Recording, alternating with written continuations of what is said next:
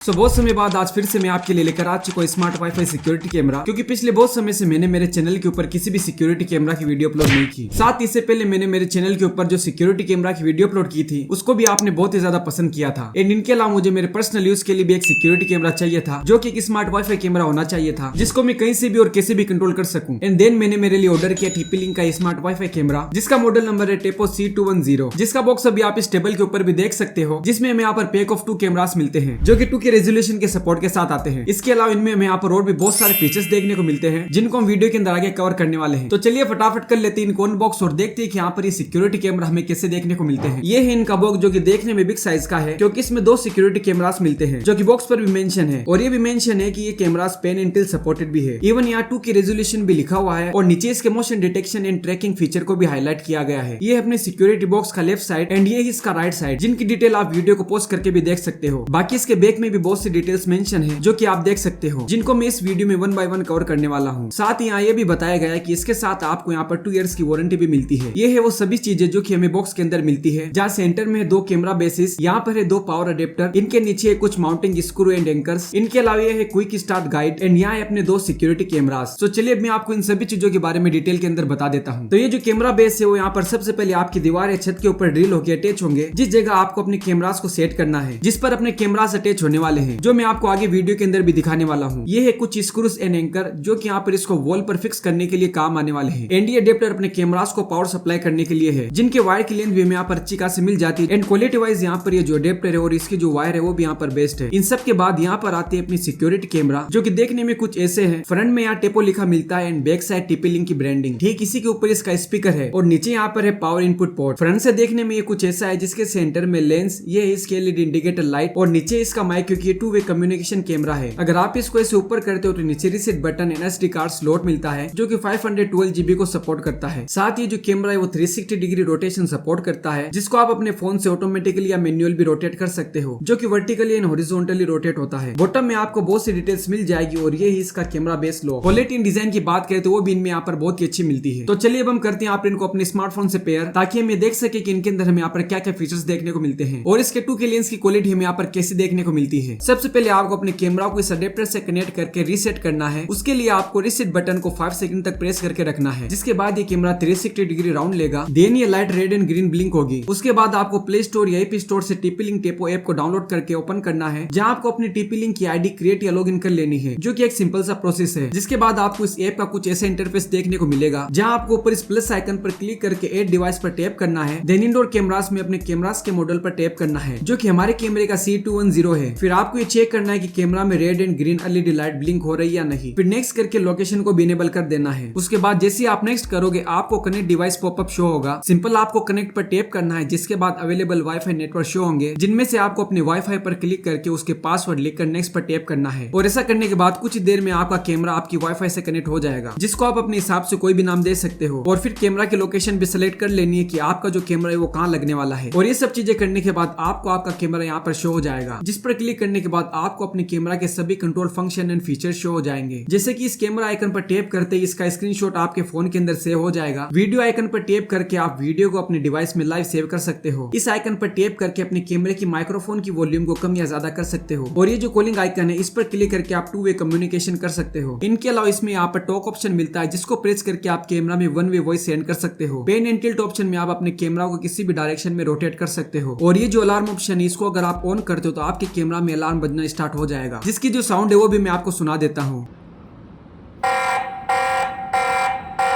इसके अलावा इसमें एक और साउंड है जो कि यहाँ पर कुछ ऐसी है।